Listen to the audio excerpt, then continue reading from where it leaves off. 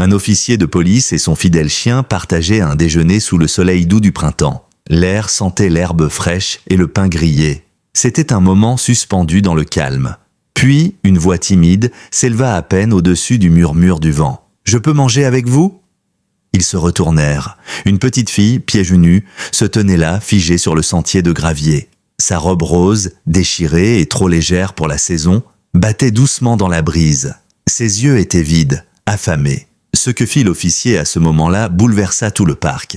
Et quelques heures plus tard, ce geste simple allait illuminer des millions de cœurs à travers le monde. Cette histoire n'est pas seulement vraie, elle est nécessaire. Elle va vous rappeler pourquoi la compassion compte toujours. Mais avant qu'on entre dans le vif du récit, dis-moi, toi qui écoutes, d'où regardes-tu cette vidéo? Note ton pays dans les commentaires. Je veux voir jusqu'où son histoire peut voyager. Et si tu crois qu'aucun enfant ne devrait jamais mendier pour manger et qu'aucun chien ne devrait vivre sans amour, alors abonne-toi. Parce que ce que tu vas entendre risque de changer pour toujours ta manière de voir les inconnus et la famille. Bienvenue à Ashton Falls, une petite ville paisible nichée entre les collines et les rivières d'un coin oublié du nord de l'État. Le printemps commençait à s'installer doucement. Les arbres bourgeonnaient, l'herbe retrouvait ses couleurs et dans le parc central, les familles flânaient en silence pendant que les plus âgés nourrissaient les oiseaux. Le soleil, bas mais généreux, dessinait des lignes dorées sur les bancs en bois et les chemins de gravier. C'était un mardi, en fin d'après-midi, ce moment calme entre la fin du déjeuner et le début des rires d'école. Les oiseaux gazouillaient haut dans les branches, accompagnés du grincement lointain des balançoires. Tout semblait suspendu dans une paix fragile. Assis à une table de pique-nique, juste sous l'érable le plus haut près de l'étang, se trouvait le sergent Nathan Collins. Approchant de la quarantaine, Nathan dégageait cette présence calme propre à ceux qui ont choisi la bienveillance, malgré tout ce qu'ils ont vu. Son uniforme bleu marine était impeccable mais décontracté, manches retroussées sur ses avant-bras solides. Sa plaque brillait doucement. Il scrutait le parc plus par réflexe que par inquiétude. Allongé à ses pieds, il y avait Duke, son partenaire canin, un berger allemand de 5 ans au pelage sombre comme la nuit, éclairé par des teintes de caramel sur les pattes et le museau, les oreilles droites, les yeux profonds. Duke n'avait pas seulement été entraîné pour obéir, il comprenait. Il observait le monde comme s'il portait le poids des silences humains. Malgré sa stature imposante, il se mouvait avec la précaution d'un géant conscient de sa force, mais encore plus de sa douceur. Nathan ouvrit sa boîte à déjeuner et sortit un sandwich à la dinde coupé en deux. Il posa une moitié à côté, comme il le faisait chaque jour. « Tu connais la règle », dit-il sans même regarder. La queue de Duke tapa une fois contre le sol. Le chien attendit, les yeux fixés sur la petite glacière. Nathan sourit, puis lança un biscuit. C'était leur rituel. Aucun jour de patrouille n'était complet sans leur déjeuner partagé, ici, dans ce coin baigné de soleil. Un peu plus loin, assis sur un banc en fer, légèrement incurvé, se trouvaient monsieur et madame Whitmore, un couple de retraités fidèles au parc. Gerald Whitmore, silhouette voûtée mais regard encore vif, tenait un petit sac de miettes de pain.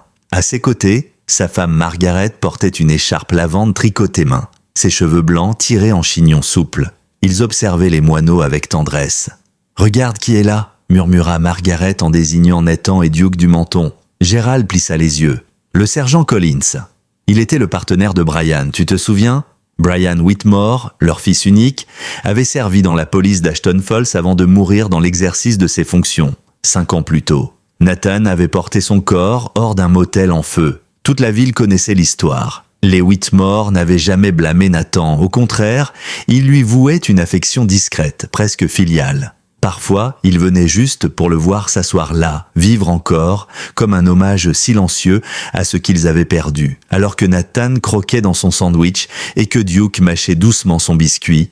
Un bruissement discret monta de l'herbe derrière une poubelle rouillée.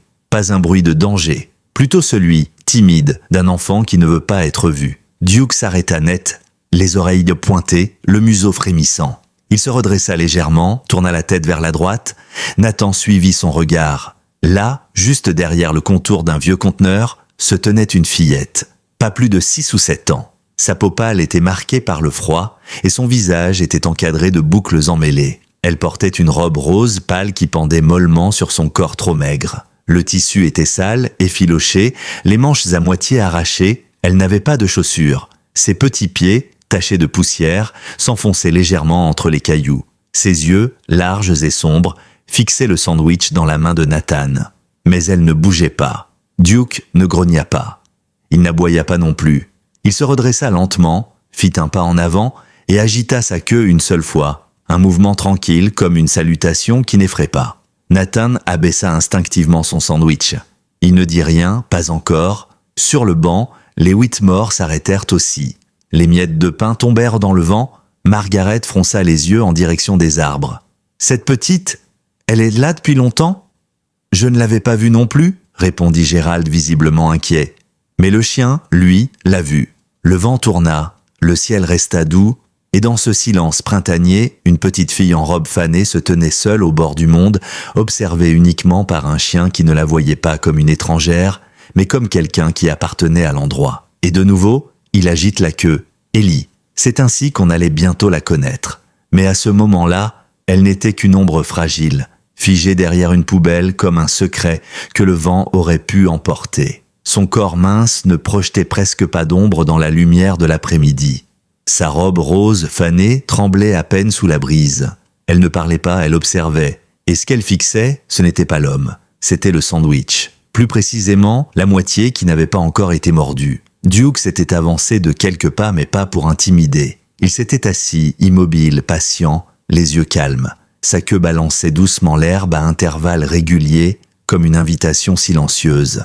Nathan, lui, observait la scène avec ce mélange d'intuition et de retenue qu'on développe lorsqu'on a vu trop de misère. Il savait que cet enfant marchait sur une corde raide, qu'un geste brusque, une parole de trop, et elle s'évanouirait dans le paysage. Un souffle de courage la maintenait là, rien de plus.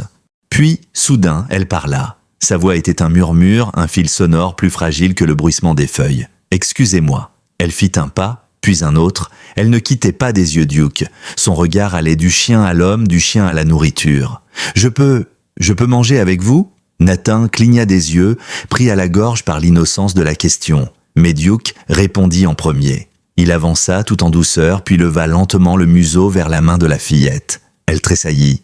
Mais elle ne recula pas. Sa main fine et crasseuse se posa sur la fourrure chaude. Ce fut son premier contact vivant et bienveillant depuis des jours, peut-être des semaines. Duke battit de la queue, plus lentement cette fois. Puis il se déplaça légèrement sur le côté, comme pour lui faire une place. Nathan sourit le plus chaleureusement possible. « Bien sûr que tu peux, t'es la bienvenue. » Il sortit de sa boîte l'autre moitié du sandwich, l'enveloppa soigneusement et le tendit vers elle. « Dinde et fromage, j'espère que ça te va. » Elle hocha la tête, trop bouleversée pour parler. Il désigna la banquette en bois. « Assieds-toi, juste là. » Elle s'approcha, pas à pas, comme un faon sur une terre inconnue, ses jambes tremblaient. Mais Duke restait à ses côtés, en silence, gardien muet. Lorsqu'elle fut à la table, Nathan tapota l'endroit en face de lui. Elle grimpa, replia ses jambes sous elle. Son dos était droit, trop droit, comme si elle s'attendait à être grondée ou chassée d'un instant à l'autre. Nathan posa le sandwich devant elle. « Tu n'as pas besoin de te presser. Il y en a d'autres si tu as encore faim. » Elle saisit le sandwich comme on attrape un trésor doucement, craignant qu'il ne disparaisse. Ses doigts tremblaient, ses lèvres s'entr'ouvrirent et lentement, elle prit une bouchée. Ses épaules s'abaissèrent légèrement. Ses yeux cessèrent de scruter les alentours. Pour la première fois, elle n'avait plus l'air d'une petite survivante. Elle avait simplement l'air d'une enfant. Non loin, sous un cornouiller en fleurs, une femme était assise seule sur un banc. Elle s'appelait Rachel Monroe, 35 ans, très doux mais cerné, cheveux châtain clair attachés en chignon lâche. Elle écrivait souvent, c'était son métier et son échappatoire. Mère célibataire d'un garçon malade, elle avait appris à remarquer les silences, à sentir les émotions que les autres laissaient passer. Ce jour-là, elle était venue chercher un peu de paix, de l'inspiration peut-être. Mais ce qu'elle vit la cloua sur place. Elle ne voulait pas filmer. Et pourtant, elle sortit son téléphone. Ce n'était pas de la curiosité, c'était une forme de respect. Comme si elle savait que ce moment méritait d'être capturé, non pas pour être montré, mais pour ne pas être oublié. Elle appuya sur « Enregistrer », zooma doucement. Pas pour s'immiscer, pour témoigner. Ellie continua à manger. Bouchée après bouchée, elle s'ouvrait un peu plus. Son regard cessait de fuir. Son corps cessait de craindre. Duke s'était allongé près d'elle, tête posée au sol, immobile, mais ses yeux veillaient. Nathan parlait à voix basse. « Comment tu t'appelles, princesse ?» Elle hésita. Ellie, sa voix était plus claire maintenant. Enchanté, Ellie. Moi, c'est Nathan. Et lui, c'est Duke. Elle jeta un regard au chien. Il est très doux. Il a un grand cœur, répondit Nathan. Et un sacré nez pour repérer les bonnes personnes. De l'autre côté du parc, un homme promenait un carlin en laisse. Il s'arrêta en voyant la scène, plissa les yeux, puis lâcha dans sa barbe « C'est une gamine sans abri, ça ?» D'autres personnes se tournèrent aussi. Les murmures commencèrent à serpenter comme une brise froide sur un lac tranquille. Nathan les entendit. Il ne réagit pas. Il se pencha vers Ellie. « Ignore-les. Mange !» Elle hocha la tête, une mèche de cheveux collée à sa joue. Duke posa doucement une patte sur le banc, juste à côté d'elle. Il ne quémandait pas. Il était là, présent. Nathan prit sa bouteille d'eau, dévissa le bouchon et la lui tendit. Elle but, d'abord prudemment, puis avec reconnaissance. « Tu viens souvent ici ?» demanda-t-il. Elle secoua la tête. « Non, j'ai juste vu la nourriture. » Il sourit. « Eh bien, je suis content que tu sois venu. » Sous le cornouiller, Rachel arrêta l'enregistrement. Elle ne savait pas encore ce qu'elle en ferait. Peut-être rien, peut-être tout. Ses yeux étaient humides. Son souffle s'était bloqué dans sa gorge. Elle regarda la petite fille et sentit quelque chose se briser en elle, et dans la brèche, quelque chose de chaud apparut. Sur leur banc, les Whitmore n'avaient pas quitté la scène des yeux. Margaret posa doucement la main sur celle de son mari. « Tu crois ?» commença-t-elle sans finir sa phrase. « Oui » répondit-il simplement. « Il a toujours eu le cœur de Brian. » Ellie termina lentement son sandwich. Elle ne parla plus beaucoup, mais ses yeux, eux, parlaient. Ils étaient de plus calmes, moins aux aguets, comme si un poids avait été levé, ou au moins déplacé. Un silence s'installa autour de la table. Pas un silence vide, un silence de paix. Le sandwich était terminé, ne restait sur la table que quelques miettes dispersées entre les nervures du bois vieilli. Ellie gardait les mains sur ses genoux, les doigts entrelacés. Ses joues étaient encore creuses, ses lèvres gercées, mais quelque chose derrière ses yeux s'était allégé. En face d'elle, Nathan n'avait pas bougé. Il gardait une posture détendue, sa plaque à moitié dissimulée sous sa chemise ouverte, comme s'il voulait rappeler qu'il n'était pas là en uniforme, mais en présence. Il ne l'interrogeait pas. Il attendait. Il offrait du silence, de la place, un espace sûr. Entre eux, Duke était couché, son corps courbé autour de celui de la fillette, comme un mur vivant, comme un point d'ancrage. Lui qui avait été entraîné à retrouver des fugitifs, à renifler les décombres de bâtiments effondrés, semblait à présent né pour cet instant-là, garder Ellie contre le froid, contre la solitude, contre l'indifférence du monde. Sa tête reposait sur son genou, et dans ses yeux à demi clos se lisait une sagesse silencieuse. Il n'avait besoin de rien d'autre. Elle était là, et c'était suffisant. Nathan rompit le silence avec douceur. « Tu as bien mangé, Ellie. J'espère que tu te sens un peu mieux maintenant. » Elle ne répondit pas tout de suite. Son regard s'était perdu au loin, vers l'étang où glissaient paresseusement quelques canards. Le vent faisait danser les feuilles, ses boucles sombres frémissaient doucement autour de ses tempes. Puis, ses doigts glissèrent le long de l'oreille de Duke. Il ne bougea pas. Il respirait lentement. « Ma maman faisait des sandwichs, » dit-elle enfin. Sa voix était basse, mais ferme. Elle les faisait griller. Elle les pressait fort dans une vieille poêle pour qu'ils soient bien chauds et croustillants. Nathan s'inclina légèrement, les avant-bras posés sur la table. « Ça a l'air délicieux. » Ellie hocha la tête. Elle disait « La nourriture a meilleur goût quand tu souris, même si ton ventre fait mal. » Nathan sourit à son tour, un sourire teinté d'un mélange de tristesse et d'admiration. « Ta maman devait être très sage. » Ellie baissa les yeux. Elle cligna rapidement des paupières, puis murmura « Elle est morte l'hiver dernier. Elle est tombée malade. On n'avait nulle part où aller. » Nathan sentit sa gorge se serrer, son cœur se crisper, mais il garda la voix stable. « Je suis désolé, Ellie. Vraiment. » La fillette ajouta, toujours d'une voix égale mais tremblante, « Elle a essayé d'avoir de l'aide, mais partout c'était complet. Où il demandait des papiers. Elle disait qu'on allait s'en sortir. Elle disait toujours ça. » Nathan inspira lentement, comme pour absorber un poids qu'il ne pouvait alléger. Puis il demanda doucement « Et ton papa ?» Ellie serra les poings sur ses cuisses. Sa bouche se tordit et ses mots sortirent comme une gifle froide. « Il est parti quand maman est morte. Il a dit que je faisais trop de bruit. Il a pris le radiateur et son manteau. Il est juste parti. » Les mots flottèrent dans l'air, tristes et tranchants. Nathan ne répondit pas. Il n'en avait pas besoin. Duke, lui, s'approcha un peu plus et enfonça son museau dans la paume d'Ellie. Elle renifla doucement, mais esquissa un sourire. Elle caressa la truffe du chien avec tendresse, Du bout d'un pouce encore sale de trop de jours sans toi. Il parle pas beaucoup, murmura-t-elle. Nathan hocha la tête. Il écoute mieux que la plupart des gens. Duke poussa un souffle bas, puis lécha lentement sa main comme pour lui dire « Tu n'es plus seul ». À quelques mètres de là, assis sur un banc effacé par le temps, un vieil homme observait la scène. Sa veste kaki était usée jusqu'à la trame, son pantalon avait connu des années meilleures. Son nom était Floyd Barnes. Ancien ouvrier, aujourd'hui sans domicile, il errait dans les parcs d'Ashton Falls depuis presque 4 ans. Sa barbe grise envahissait ses joues creusées, ses yeux étaient enfoncés, mais clairs. La plupart des passants ne le voyaient plus. Et c'était peut-être mieux ainsi. Mais aujourd'hui, il voyait Ellie. Il l'avait déjà aperçue. Quelques jours plus tôt, peut-être plus. Près de la supérette de River Street, elle tenait le bras d'un homme aux traits creux, aux gestes agités. Floyd avait observé sans rien dire. Quand la fillette avait pleuré, l'homme l'avait repoussée sans se retourner. Floyd, tapi dans les ombres, n'avait pas osé parler. Trop brisé, trop amer, il avait baissé les yeux, laissé faire, mais maintenant il la revoyait. Elle n'était plus accrochée à ce fantôme. Elle était là, assise, en sécurité, un chien à ses pieds et un homme bienveillant devant elle. Floyd se leva, lentement, s'appuyant sur une jambe raide. Il fit quelques pas vers la table, clopinant à peine. Il ne voulait pas déranger, juste voir, juste s'assurer. Ellie leva les yeux. Leurs regards se croisèrent, Floyd s'arrêta, figé. Quelque chose remua dans sa poitrine abîmée, un mélange de honte et d'émotion. Elle incline la tête. « Je me souviens de vous, dit-elle, presque comme un fait banal. Vous étiez assis à côté de la benne rouge.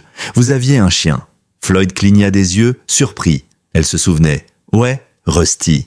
Il est mort l'année dernière, vieux et fatigué. » Nathan observait l'homme avec prudence, mais sans agressivité. Il remarqua sa posture, la douleur dans ses gestes, la fissure dans sa voix. « J'ai vu ton père partir, dit Floyd à Ellie. J'ai rien dit, j'ai pas bougé. » Elle hocha la tête. Fallait pas. Il aurait pas écouté. Floyd baissa les yeux, puis recula d'un pas. « T'as quelqu'un maintenant ?» Elle regarda Nathan puis Duke. « Peut-être ?» Nathan se leva doucement. « Elle est avec moi. Pour l'instant, elle est en sécurité. » Floyd acquiesça, leva 2 doigts à sa tempe dans un salut discret, puis tourna les talons. Il disparut derrière les buissons. Nathan se rassit. Ellie caressa de nouveau l'épaule de Duke, son doigt traçant des cercles dans son pelage. Sa voix n'était plus qu'un souffle. « Je croyais que personne me voyait. » Nathan sourit. « Parfois, ceux qui comptent ne te voient juste quand il le faut. » Ellie s'appuya contre Duke, sa joue contre le flanc du chien. Il ne bougea pas. Il ferma les yeux. Et sous le bruissement des feuilles, au rythme lointain des canards sur l'eau, le parc sembla inspirer à son tour, comme s'il remerciait le monde pour cette parenthèse de lumière entre 3 âmes perdues. Le vent avait ralenti.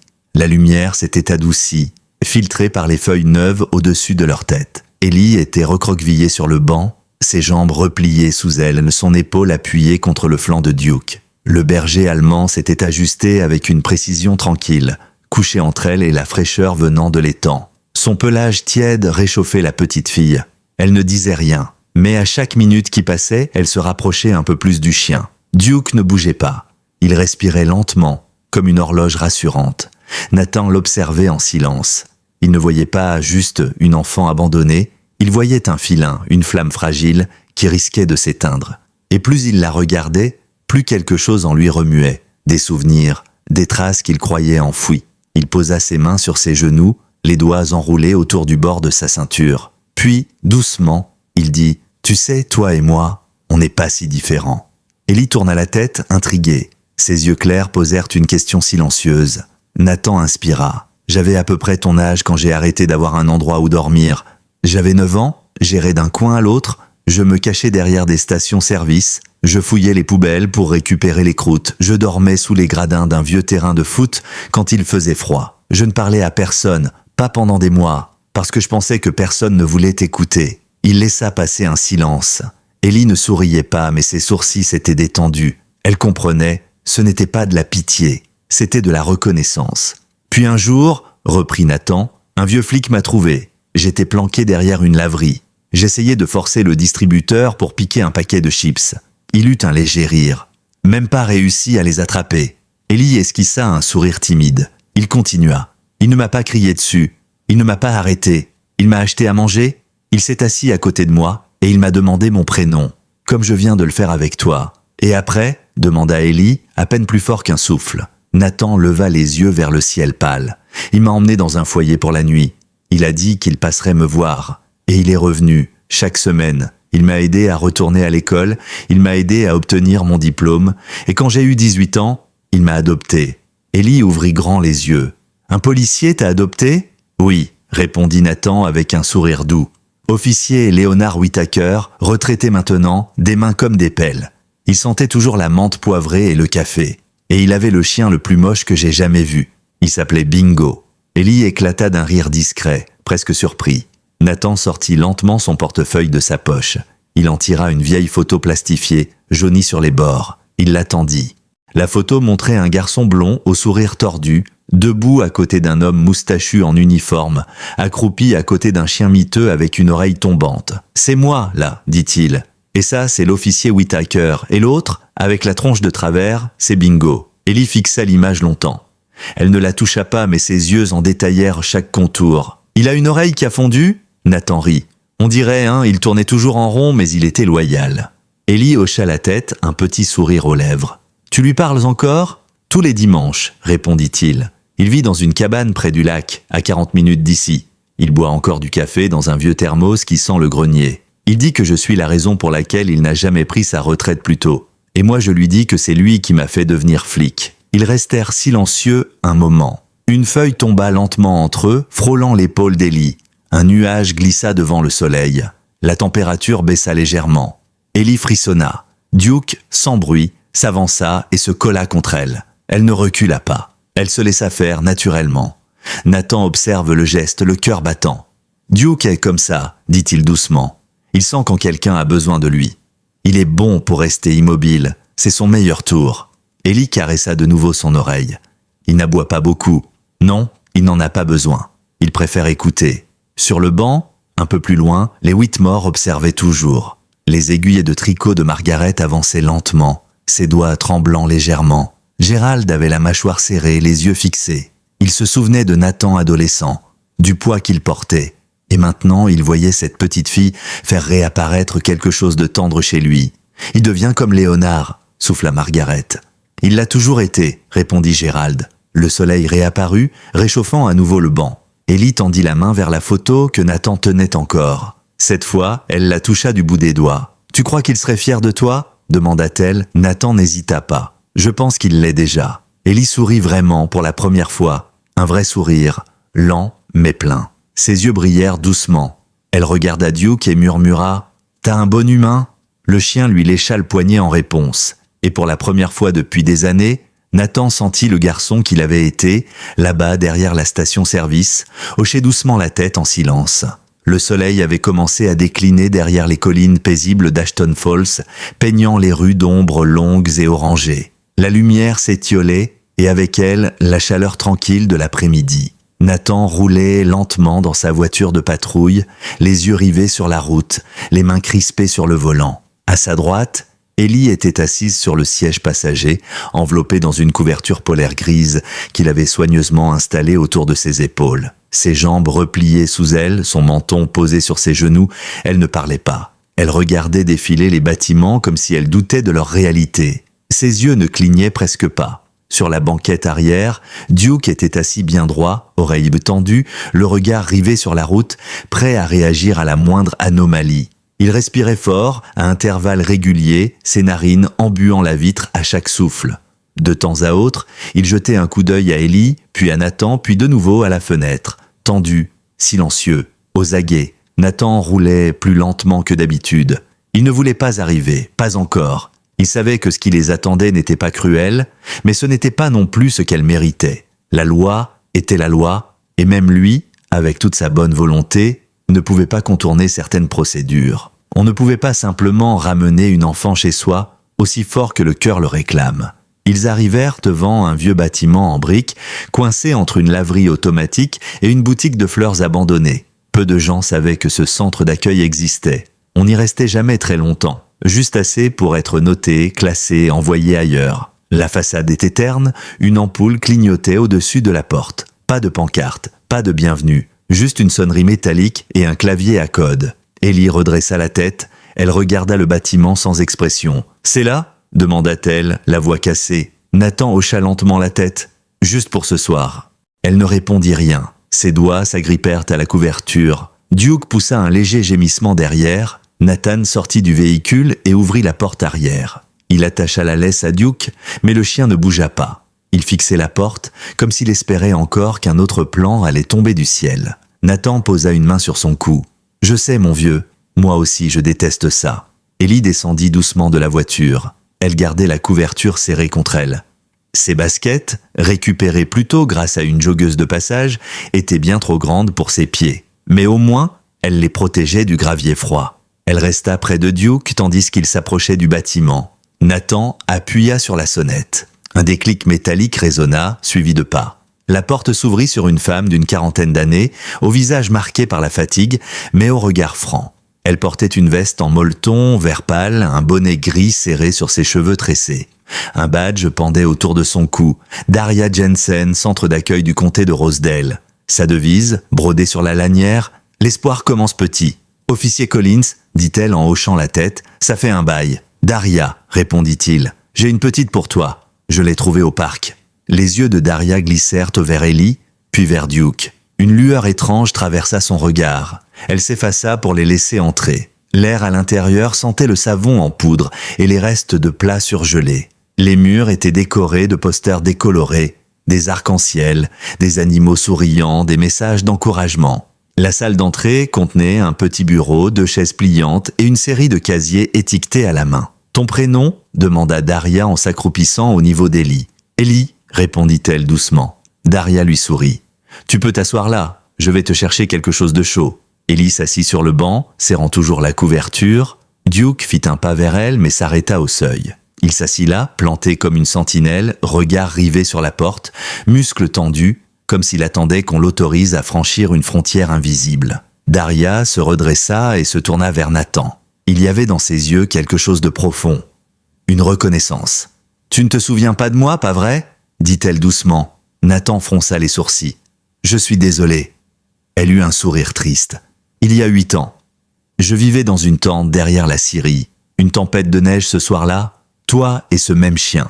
Vous m'avez trouvé à moitié gelé. Tu t'es assis à côté de moi. Tu m'as tendu de la soupe et tu as dit « On n'est pas là pour juger, juste pour t'aider à ne pas mourir ce soir. » Nathan cligna des yeux. « C'était toi ?» Elle hocha la tête. « Cette nuit-là a tout changé pour moi. » Elle jeta un œil à Ellie. « Tu m'as sauvé, Nathan. Laisse-moi la sauver à mon tour. » Il soupira longuement. Chaque fibre de son être criait de ne pas partir. « Je déteste la laisser ici. »« Je sais, » répondit Daria. « Mais elle ne sera pas seule. Pas avec moi. » Dehors, Duke n'avait pas bougé. Assis sur les marches de béton, il fixait la porte vitrée. À chaque souffle, son haleine formait une buée légère. Le ciel s'était couvert et le froid s'installait. Mais il ne bronchait pas. Nathan s'assit à ses côtés, sa main sur son dos puissant. « On va la sortir de là. Juste une nuit. » La queue de Duke bougea une fois. Il ne regardait pas Nathan, seulement la porte. Et la nuit tomba autour d'eux.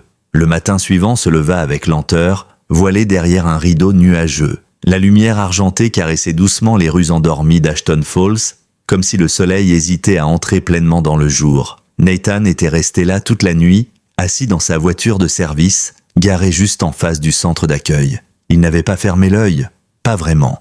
Ses paupières étaient lourdes, ses doigts engourdis autour d'un gobelet de café tiède dont la vapeur s'était depuis longtemps dissipée. Mais il restait immobile, comme figé dans une attente qu'il n'avait pas eu le courage de formuler. Sur le siège passager, Duke était toujours éveillé, le museau pressé contre la vitre, les yeux fixés sur l'entrée du foyer. Il n'avait pas dormi non plus. À chaque bruit de pas dans la ruelle, à chaque voiture qui passait, ses oreilles se dressaient, son corps tendu comme un arc. Il ne cherchait pas à comprendre, il cherchait à veiller. Puis, entre 2 clignements, Nathan aperçut une notification sur son téléphone. Une vidéo. Le titre s'affichait avec des majuscules accrocheuses.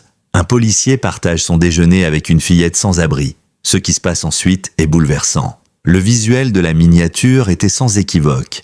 Duke assis à côté d'Ellie, elle tenant un sandwich à 2 mains, ses yeux fixés sur la nourriture, et sa robe rose battant doucement dans le vent. Nathan cliqua, le son s'enclencha.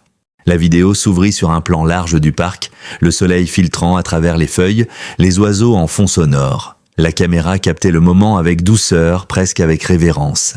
Ellie, toute menue, assise en tailleur, Duke allongé à ses côtés, Nathan face à eux, une expression calme sur le visage. Aucun mot n'était nécessaire. La scène parlait pour elle-même. Puis une voix s'éleva. Féminine, chaleureuse, c'était Rachel Monroe. Nathan la reconnut aussitôt.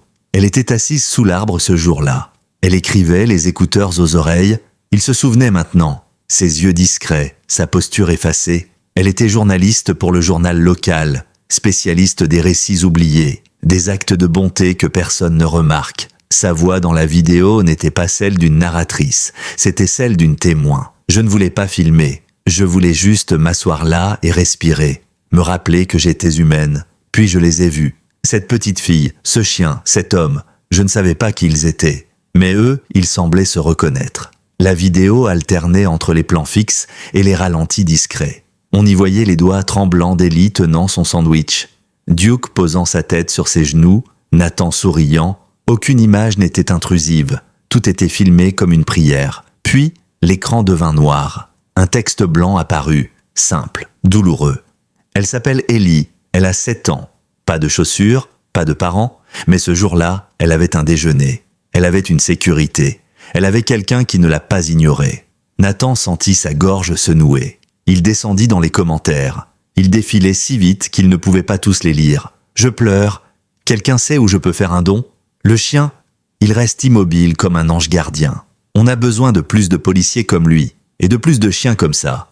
Où est-ce que ça se passe? Je veux aider. 2 heures plus tard, la vidéo dépassait déjà les 300 000 vues. À midi, elle franchissait le cap du million.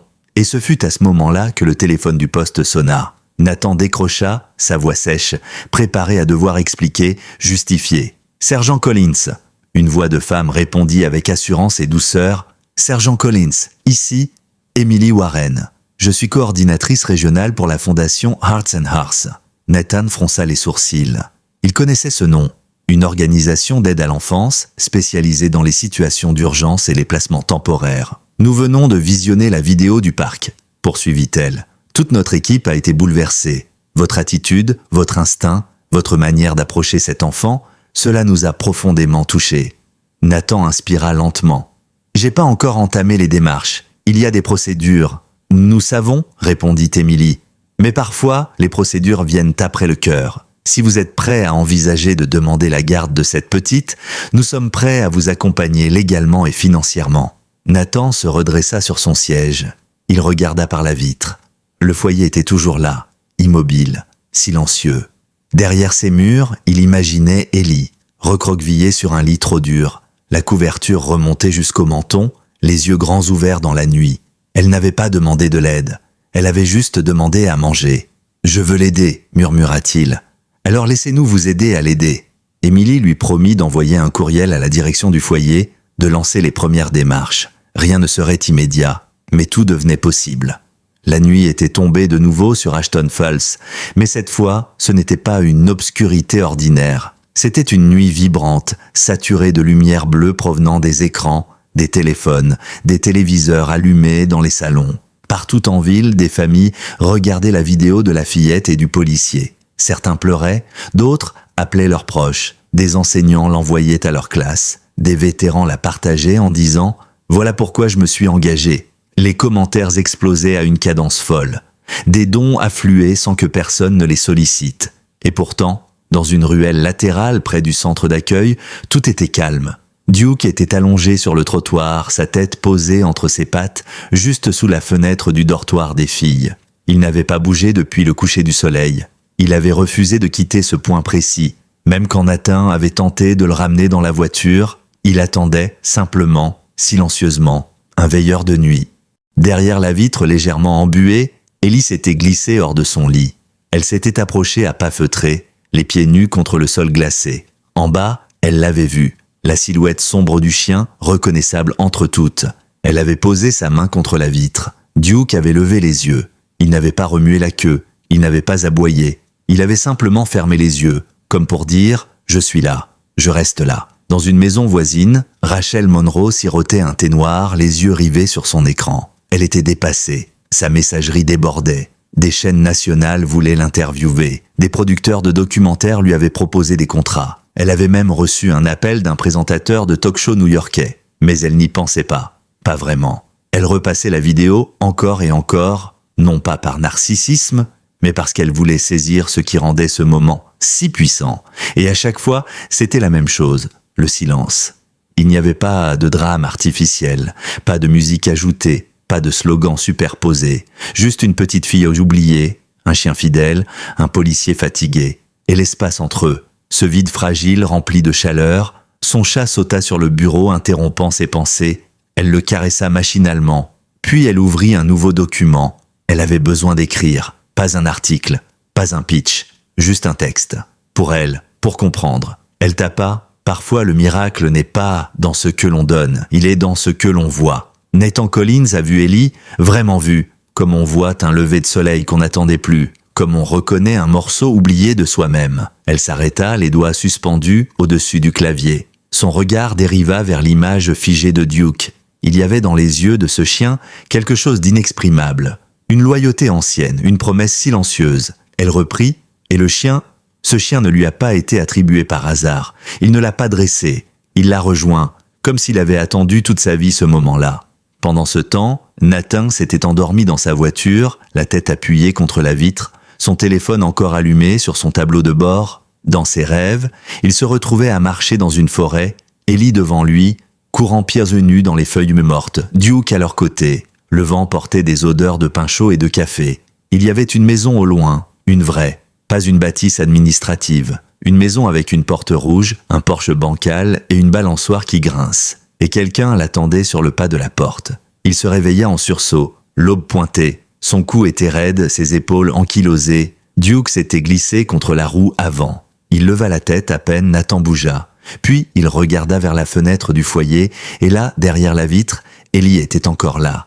Toujours debout, toujours éveillée, elle n'avait pas bougé. Et elle non plus ne voulait pas partir. À 9h, le téléphone de Nathan vibra. C'était Émilie, de la Fondation. Nous avons une bonne nouvelle. Le juge assigné à la protection de l'enfance accepte d'ouvrir une procédure accélérée. Il veut vous rencontrer. Aujourd'hui. Nathan hocha la tête, même si elle ne pouvait pas le voir. Je serai là ? Il raccrocha. Puis il sortit de la voiture, traversa lentement la rue. Duke à ses côtés. Comme toujours. Lorsqu'il arriva à la porte du foyer, Daria l'attendait déjà. Elle avait un petit sourire au coin des lèvres. « Elle vous a attendu toute la nuit, dit-elle. » Nathan regarda vers la fenêtre. « Je sais, lui aussi. » Daria s'effaça. « Je crois qu'elle est prête à partir. » Ellie descendit les escaliers quelques minutes plus tard, une valise trop grande dans les mains. Quelqu'un lui avait prêté une robe propre, des bottes en caoutchouc et un bonnet rose. Elle ne souriait pas, mais ses yeux n'étaient plus vides. Elle vit Duke et le chien s'approcha immédiatement. Elle laissa tomber la valise pour l'enlacer, son visage enfoui dans sa fourrure. Nathan s'accroupit. « Tu veux venir avec nous ?» Elle hocha lentement la tête, puis dit pour la première fois, elle murmura « Je veux rentrer à la maison. » Le tribunal de comté de Willow Creek ne ressemblait pas à ces grandes salles froides des séries télé. Ici, les murs étaient recouverts de boiseries claires, les fenêtres laissaient filtrer la lumière naturelle et les bancs grinçaient quand on s'asseyait. Nathan, vêtu de son uniforme impeccable, s'était assis à la gauche de l'estrade. À ses côtés, Ellie tenait fermement la laisse de Duke, le chien assis droit, comme un soldat en poste. Elle portait une robe à fleurs simples et ses bottes noires battaient doucement contre le banc comme un métronome d'anxiété. Le juge Gerald Matheson entra, un homme dans la soixantaine, lunettes en demi-lune, barbe grise, taillée de près. Il n'était pas connu pour sa souplesse. Il aimait les règles, la clarté et la discipline. Mais ce matin-là, il regarda Ellie, Duke, puis Nathan, et sembla soudainement humain. Il s'éclaircit la gorge, feuilletant le dossier. « Sergent Nathan Collins, vous sollicitez la garde temporaire et potentiellement l'adoption d'une mineure, Ellie Parker, 7 ans. C'est bien cela ? » « Oui, monsieur le juge, » répondit Nathan d'une voix posée. « Vous n'êtes pas marié, vous n'avez pas d'enfant. Votre emploi implique des horaires irréguliers, du stress, du danger. Pourquoi estimez-vous être l'environnement approprié pour une enfant comme elle ?» Nathan inspira profondément. Il n'avait pas préparé de discours, mais tout était clair dans son cœur. Parce qu'elle n'a personne et parce que j'ai quelque chose à lui donner. Ce n'est pas grand-chose, ce n'est pas une maison luxueuse, ni une vie sans embûches, mais c'est un foyer, une routine, du respect, de la sécurité. Elle aura quelqu'un qui se souvient de son anniversaire, quelqu'un qui l'écoutera quand elle pleure, quelqu'un qui ne partira pas. Et puis, il jeta un œil vers Duke. Elle a déjà trouvé son meilleur ami. Le juge haussa un sourcil. Ce chien, vous dites qu'il est essentiel à l'équilibre de l'enfant? Ellie prit timidement la parole d'une voix minuscule. Il me protège. Même quand je dors, il me fait pas peur, il comprend tout. Elle serra la laisse entre ses mains. Duke tourna la tête vers elle comme s'il avait attendu ce moment pour lui donner confiance. Le juge tapota le dossier. Selon votre collègue Rachel Monroe, la vidéo publiée a été vue plus de 10 millions de fois en 3 jours. Vous êtes donc au cœur d'une attention nationale. Ce type de pression est rarement sain pour un enfant. Nathan hocha la tête. J'ai contacté la fondation Hearts and Hearts. Ils m'ont proposé un accompagnement psychologique pour elle et pour moi. Je suis prêt à faire tout ce qu'il faut. Je ne prétends pas être parfait, mais je promets d'être présent. Un silence tomba. Le juge fixa Ellie longtemps. Elle ne baissa pas les yeux. Elle le regarda, droite, solide, comme si elle avait vécu 1000 jours d'épreuve. Et puis, d'un geste soudain, elle lâcha la laisse, se leva et marcha jusqu'à l'estrade. Duke, resté assis, laissa faire. Elle leva les bras, timidement. Le juge fronça les sourcils, surpris. « Je peux vous montrer quelque chose ?» Il hocha la tête. Elle ouvrit son petit sac et sortit un dessin. Un papier froissé, un peu délavé. On y voyait une maison rouge, un arbre à côté, une fille avec une robe rose, un chien noir et un homme en uniforme avec un badge et un grand sourire. En haut, en lettres majuscules, il y avait écrit « Ma maison ». « C'est là que je veux aller », dit-elle simplement. Le juge garda le silence un moment. Puis il se pencha en avant, croisa ses doigts sur le bureau. « Vous savez, j'ai vu des centaines de cas. Des familles brisées, des enfants perdus, mais rarement une décision aussi évidente. » Il tourna les yeux vers Nathan. « Sergent Collins, je vous accorde la garde temporaire d'Ellie Parker avec effet immédiat. Une période d'observation de 6 mois sera mise en place, suivie d'une évaluation complète pour une adoption définitive. » Nathan sentit ses poumons se remplir pour la première fois depuis des jours. Il se leva, remerciant d'un hochement de tête.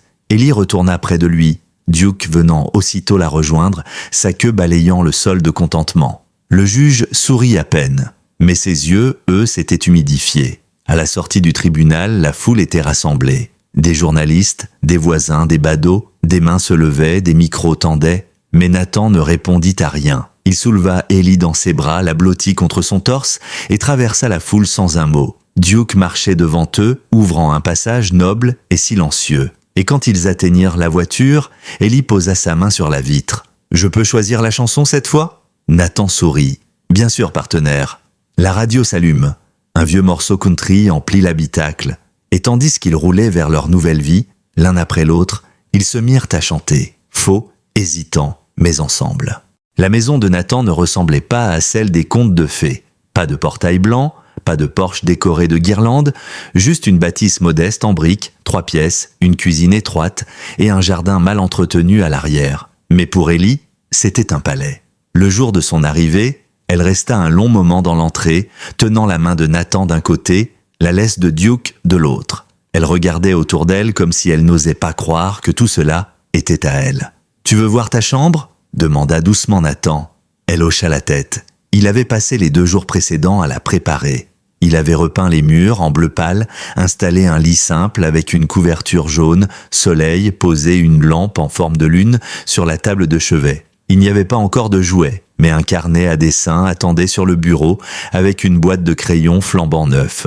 Ellie entra, s'assit sur le lit, caressa le coussin, puis elle regarda Nathan avec prudence. « Je peux garder la lumière allumée la nuit ? Aussi longtemps que tu veux. » Les premières nuits furent difficiles. Ellie se réveillait en sursaut, transpirante, criant parfois sans un mot. Nathan se levait immédiatement, entrait dans sa chambre, allumait la lumière et s'asseyait au pied du lit. Il ne posait pas de questions, il ne forçait rien. Il restait là, le temps qu'il fallait. Duke, toujours présent, montait sur le lit, sans demander, posant son museau sur le ventre de la petite fille. Et elle se rendormait, la main enfouie dans sa fourrure. Petit à petit, une routine s'installa. Chaque matin, Ellie préparait les croquettes de Duke avant de manger elle-même. Elle insista pour plier ses vêtements, même si ce n'était pas parfaitement droit. Elle dessinait des scènes de sa journée à l'école, les scotchait sur le frigo et demandait à Nathan de leur donner une note. « Celle-ci, tu lui donnes combien ? 12 sur 10, disait-il toujours. Le commissariat devint aussi une sorte de deuxième maison. Nathan ne pouvait pas toujours la laisser seule, et les collègues s'étaient rapidement pris d'affection pour elle. Elle passait du temps dans la salle de repos, assise à une petite table, dessinant pendant que les agents discutaient ou buvaient du café. Duke, fidèle à son rôle, restait couché à côté d'elle, veillant sans relâche. Un après-midi, alors que Nathan était en réunion avec le chef Wallace, un brouhaha inattendu éclata à l'entrée. Des éclats de voix, une porte qui claque, puis le silence. Quand Nathan sortit, il vit Ellie debout, les bras croisés, le regard noir. Devant elle, un adolescent d'une quinzaine d'années, en blouson de sport, tenait sa tête baissée. Son bras saignait légèrement. À ses pieds, Duke était assis, immobile, mais visiblement tendu. « Qu'est-ce qui se passe ici ?» demanda Nathan en avançant. Ellie le regarda sans ciller. « Il a voulu m'arracher mon sac devant l'école. Duke est intervenu. Il ne l'a pas mordu, juste bloqué, comme tu lui as appris. » Nathan se tourna vers le jeune homme. C'était un élève du lycée voisin, déjà connu des services. Il hocha la tête, honteux. « J'ai pas pensé qu'elle était avec un chien de flic. » Duke se releva et se posta devant Ellie, comme pour rappeler que la moindre menace serait neutralisée en moins d'une seconde. L'adolescent recula d'un pas. Wallace arriva à son tour, l'air intrigué. « On va devoir faire un rapport, Nathan. » Même si le chien a fait exactement ce qu'il fallait. Nathan soupira. « Je m'en occupe. » Quelques heures plus tard, alors que le jeune homme était reparti avec un avertissement et que tout était rentré dans l'ordre, Ellie s'assit sur le canapé du poste, les jambes repliées sous elle. Nathan s'accroupit devant elle. « Tu vas bien ? Il t'a blessé ?» Elle secoua la tête. « Non, et Duke était là. Il sera toujours là, hein ?» Nathan la regarda, puis regarda le chien, dont les yeux ne quittaient jamais Ellie plus de quelques secondes. Toujours. Puis le lendemain, quelque chose changea. Nathan avait organisé un petit goûter pour l'anniversaire d'Ellie. Pas grand-chose. Quelques collègues, 2 enfants du quartier, un gâteau maison en forme d'os. Idée soufflée par Ellie elle-même, bien sûr. Elle riait, vraiment, à gorge déployée. 1 fois, 2 fois, comme si la tristesse s'était soudainement envolée. Comme si les murs autour d'elle s'étaient fissurés, laissant entrer un peu de chaleur. Rachel Monroe était là aussi. Elle filmait discrètement. Mais cette fois, ce n'était pas pour publier. C'était pour les souvenirs. Elle savait que ce moment avait de la valeur. Ellie souffla ses bougies. Elle ne fit pas de vœux. Elle se contenta de regarder Nathan. Et ce regard, il le comprit comme un remerciement muet. Le soir venu, alors que Nathan débarrassait les assiettes, Ellie le rejoignit dans la cuisine. Elle le fixa longtemps, puis murmura « Tu veux bien m'adopter pour de vrai ?» Il se figea, les mains pleines de miettes de gâteau. Il la regarda, puis hocha lentement la tête. « Je croyais que tu ne demanderais jamais. » L'annonce de l'adoption enclencha toute une série de démarches. Nathan n'avait pas anticipé à quel point le processus serait long, intrusif, parfois même décourageant. Il dut remplir des dizaines de formulaires, fournir des relevés, suivre des évaluations psychologiques et recevoir plusieurs visites d'une assistante sociale nommée Dr Marla Whitmore. Une femme rigoureuse, au regard perçant, qui ne laissait rien passer. Elle s'invita chez lui à des heures imprévues, inspecta la chambre d'Ellie, l'état du réfrigérateur, même la hauteur des verrous aux fenêtres. Un jour, alors que Nathan s'apprêtait à partir au travail, elle se présenta sans prévenir, tenant un bloc-notes à la main. Ellie était en train de dessiner sur la table de la cuisine, Duke couché à ses pieds, paisible. « Bonjour Ellie », dit-elle d'un ton neutre. « Puis-je te poser quelques questions ?» La fillette leva la tête. Elle hocha doucement. Marla s'installa face à elle. « Est-ce que Nathan te crie dessus parfois ?»« Non, il parle fort quand il est si fâché, mais jamais contre moi. »« Est-ce qu'il te laisse seule la nuit ?»« Non, quand il travaille, Madame Taylor vient dormir ici. Ou c'est moi qui vais chez elle. » Marla nota chaque réponse, puis elle changea de ton. « Et si tu pouvais vivre n'importe où, avec n'importe qui, tu choisirais quoi ?» Ellie sembla réfléchir. Elle regarda Duke, puis Nathan. Puis elle répondit « Je voudrais vivre là où je n'ai plus peur de dormir, là où j'ai une brosse à dents qui reste à la même place tous les soirs, et quelqu'un qui me serre la main quand je traverse. » La voix de la petite tremblait légèrement, mais ses yeux restaient clairs. Marla ne répondit rien. Elle se leva, remercia et partit sans un mot de plus. Nathan referma la porte, déstabilisé. Il se tourna vers Ellie. « Tu as été parfaite. » Le mois suivant fut un tourbillon. L'examen de la maison fut validé. Les antécédents de Nathan, son dossier militaire, son parcours de policier, tout fut scruté à la loupe. Il reçut l'aval psychologique. Mais une dernière étape restait, une audience devant le comité de tutelle du comté. C'est là que tout allait se jouer. Mais le destin, encore une fois, avait d'autres plans. 3 jours avant l'audience, alors que Nathan était en patrouille, un appel d'urgence retentit dans sa radio. Une prise d'otage dans une épicerie du quartier sud.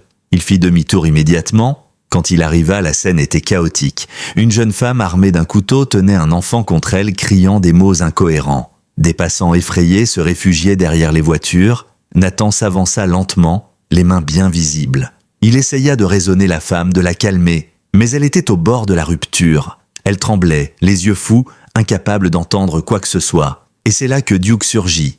Personne ne l'avait vu arriver. Il avait sauté d'une voiture ouverte, celle d'un collègue de Nathan, et traversé la rue sans bruit. Il s'approche lentement de la femme sans agressivité. Il ne montrait aucune menace, juste une présence douce, attentive, ancrée. La femme détourna les yeux de l'enfant. Un moment d'hésitation, c'est tout ce qu'il fallut. Duke bondit d'un seul coup. Il désarma la femme sans lui faire de mal, la plaqua au sol tenant ses bras sans mordre. Nathan intervint aussitôt. L'enfant fut sauvé. L'agresseuse maîtrisée. Pas un coup de feu, pas un cri, juste un chien. Et un timing parfait. Les caméras de surveillance captèrent tout. Et dès le soir même, la vidéo était partout. Mais cette fois, ce n'était pas Ellie qu'on voyait. C'était Duke, ce chien devenu symbole de protection, de calme dans la tempête. Et à ses côtés, Nathan, solide, digne, mais surtout humain. 2 jours plus tard, le comité de tutelle se réunit. Le dossier de Nathan était sur la table. Le président du comité, un homme austère nommé Edward Blake, consulta les derniers éléments. « Sergent Collins, nous avons vu la vidéo. Nous avons reçu plus de 20 lettres de soutien. De citoyens, d'éducateurs, de voisins, même d'anciens collègues. Votre comportement exemplaire et la stabilité que vous offrez à cet enfant plaident en votre faveur. » Nathan, debout, serrait les poings pour ne pas trembler. Ellie était restée à la maison avec Madame Taylor. Blake poursuivit. « Il est rare que nous accordions une adoption définitive aussi rapidement. Mais les circonstances sont uniques. La fillette a déjà connu trop d'instabilité. Le comité a voté à l'unanimité. Il marqua une pause puis conclut « Nathan Collins, vous êtes désormais le père légal d'Ellie Grace Collins. » Nathan ne bougea pas tout de suite. Il sentit seulement ses jambes fléchir. Il remercia, sortit précipitamment. Il monta dans sa voiture, mit le contact, puis s'arrêta. Et il pleura. Pour la première fois depuis des années, pas de tristesse, pas de peur, juste un trop-plein.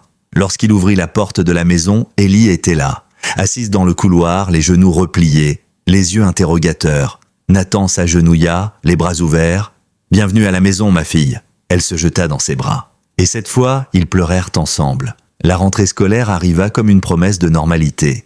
Pour la première fois de sa vie, Ellie allait à l'école avec un cartable neuf, son prénom cousu à l'intérieur. Nathan l'avait accompagnée jusqu'au portail.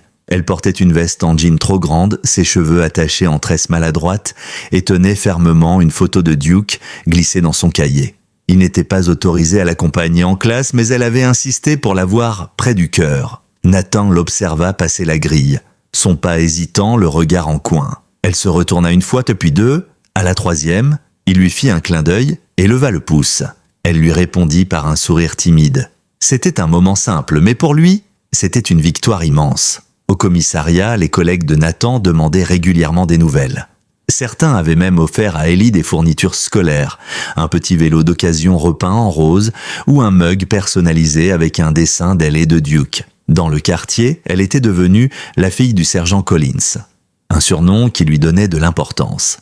Même le boulanger du coin ajoutait une brioche gratuite quand elle passait avec son père. Mais derrière ces jours tranquilles se cachait encore une fragilité. Un après-midi d'octobre, alors qu'il rentrait du supermarché, Nathan trouva Ellie recroquevillée dans la voiture, ses bras autour de ses jambes, la respiration rapide. Elle ne voulait pas sortir. Elle refusait de parler. Il comprit alors que quelque chose, quelque part, s'était brisé. Il la porte dans ses bras jusqu'au canapé. Duke grimpa à côté d'elle, posant sa tête sur ses genoux. Lentement, sa respiration s'apaisa. Puis elle murmura « J'ai cru voir l'homme du refuge, celui avec les ongles sales.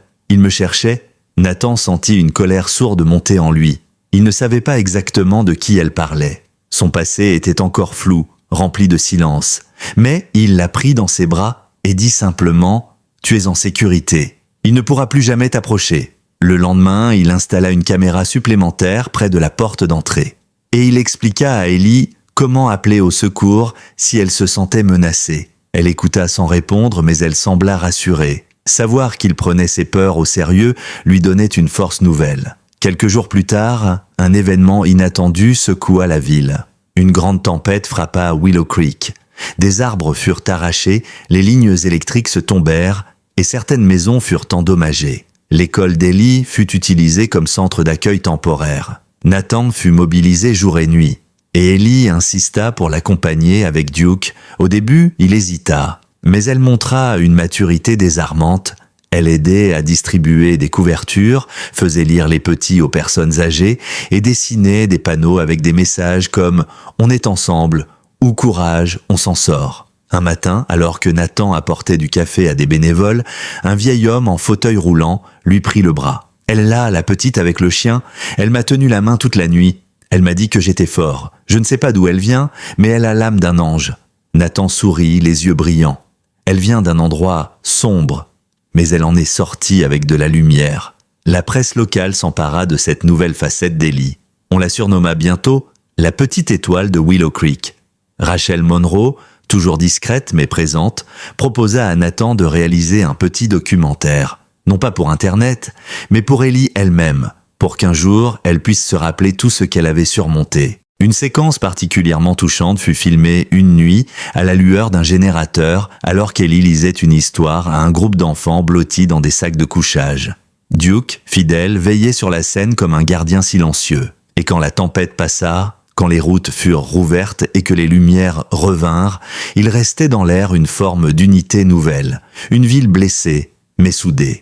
Et au centre de tout ça, une fillette de 8 ans, un policier discret et un chien aux yeux sages. Mais le moment le plus fort, le plus bouleversant, arriva sans prévenir. Un soir, en rentrant, Nathan trouva Ellie assise dans la cour, les yeux perdus vers le ciel. Elle tenait dans ses mains un vieux carnet, abîmé, taché. Il s'approche, elle le lui tendit. « C'est mon journal, celui d'avant, je viens de le retrouver. » Il l'ouvrit. Les premières pages étaient remplies de gribouillis, de dessins sombres, de phrases à moitié raturées. Mais au milieu, un mot revenait souvent, toujours écrit en lettres majuscules, comme un cri. « Trouve-moi !» Nathan resta figé. Il referma le carnet et il la regarda. « Je t'ai trouvé, Ellie, et je ne te lâcherai jamais. » Elle se leva, elle le prit dans ses bras. Et ce soir-là, sans un mot, ils restèrent dehors longtemps. Duke allongé entre eux, comme une sentinelle fatiguée, mais apaisée. Le printemps arriva doucement, lavant les dernières traces de la tempête. Les arbres en fleurs donnaient à Willow Creek une teinte presque irréelle. Les rues, autrefois silencieuses, résonnaient à nouveau des cris des enfants, des vélos qui crissaient sur les trottoirs, des rires partagés sur les porches. La vie avait repris, mais quelque chose avait changé. Il y avait dans l'air une forme de reconnaissance. Un respect silencieux pour les âmes discrètes qui avaient tenu la ville debout quand tout semblait prêt à s'effondrer. Nathan continuait son travail au commissariat, mais différemment. Il rentrait plus tôt. Il refusait les heures supplémentaires. Il passait ses soirées à aider Ellie avec ses devoirs, à lire des livres ou simplement à l'écouter parler de sa journée. Duke, quant à lui, vieillissait. Son pas devenait plus lent, ses yeux un peu voilés, mais sa vigilance restait intacte. Il savait que son rôle était terminé, ou du moins qu'il avait changé. Il n'était plus un protecteur en alerte. Il était devenu un pilier, un ancrage, un témoin. Un jour, Ellie rentra de l'école avec un devoir à faire. Le thème « Écris une lettre à quelqu'un qui a changé ta vie ». Elle s'installa à son bureau, alluma sa lampe en forme de lune et commença à écrire. Elle prit son temps, chaque mot était pesé. Puis des saches le soir venu, après le dîner, elle tendit la lettre à Nathan. « Tu peux la lire à voix haute ?» demanda-t-elle. Il acquiesça, déplia la feuille et lut « Cher Duke, je ne sais pas si les chiens comprennent les lettres, peut-être que tu ne sauras jamais lire celle-ci, mais je veux te dire merci. Merci de m'avoir trouvé quand personne ne me voyait. Merci de m'avoir suivi même quand j'avais peur de tout. Tu m'as protégé sans jamais juger, tu m'as écouté sans jamais parler, tu as dormi contre moi quand mes cauchemars faisaient trop de bruit. Grâce à toi, j'ai eu un papa. Grâce à toi, j'ai compris ce que voulait dire être chez soi. Tu es le premier à m'avoir fait me sentir en sécurité. Même si tu dors beaucoup maintenant, même si tu ne cours plus aussi vite, je sais que tu es là. Et je te promets que, quand tu ne pourras plus veiller sur moi, ce sera moi qui veillerai sur toi. Je t'aime. Ellie. Nathan ne put continuer. Sa voix s'étrangla. Il posa la feuille. Ellie s'était déjà glissée contre Duke, sa tête posée sur son flanc. Le chien leva les yeux, les referma, puis émit un souffle long et paisible. Ce moment-là resta suspendu, fragile et puissant. Quelques semaines plus tard, la ville organisa une cérémonie en l'honneur des services ayant aidé pendant la tempête. Une estrade fut installée sur la place principale. Les habitants affluaient, certains avec des pancartes, d'autres avec des fleurs. Au centre de l'événement, sans surprise, Ellie, Nathan et Duke. Rachel Monroe, qui n'avait jamais cessé de suivre leur histoire discrètement, monta sur scène. Elle raconta, avec sobriété, comment une fillette abandonnée, un chien silencieux et un policier blessé avaient changé le cœur d'une ville entière. Et puis, elle dévoila une plaque de bronze. Dessus, on pouvait lire « À Duke, gardien fidèle, à Ellie, lumière dans la nuit, à Nathan, père par choix, Willow Creek se souviendra ». La foule resta silencieuse, puis quelqu'un applaudit, une autre personne suivit. Et bientôt, toute la place résonna de battements de mains. Ellie monta sur scène, la main dans celle de Nathan, Duke à leurs pieds. Elle leva les yeux, pas vers la foule, mais vers le ciel, comme si elle cherchait quelque chose là-haut. Puis elle sourit. Un vrai sourire. Pas de ceux qu'on apprend, mais de ceux qui viennent quand on sait, enfin, qu'on est à sa place. Cette nuit-là, chez eux, alors que le calme régnait et que Duke ronflait doucement, Ellie dit quelque chose à Nathan qu'il n'oublierait jamais. « Tu sais pourquoi j'avais toujours peur de m'endormir avant ?» Il secoua doucement la tête. « Parce que je croyais que si je fermais les yeux, je me réveillerais ailleurs, comme si ce bonheur c'était un rêve qui pouvait disparaître. Mais maintenant, je sais. Même les yeux fermés, je suis toujours ici. » Et elle s'endormit dans ses bras, la respiration paisible, le souffle de Duke accompagnant la sienne, comme une vieille mélodie qu'on n'oublie jamais. Nathan la regarda, puis il regarda Duke, et il comprit. Ce qu'ils avaient construit n'était pas juste une famille, c'était un refuge, un foyer, et ça, personne ne pourrait jamais le leur enlever.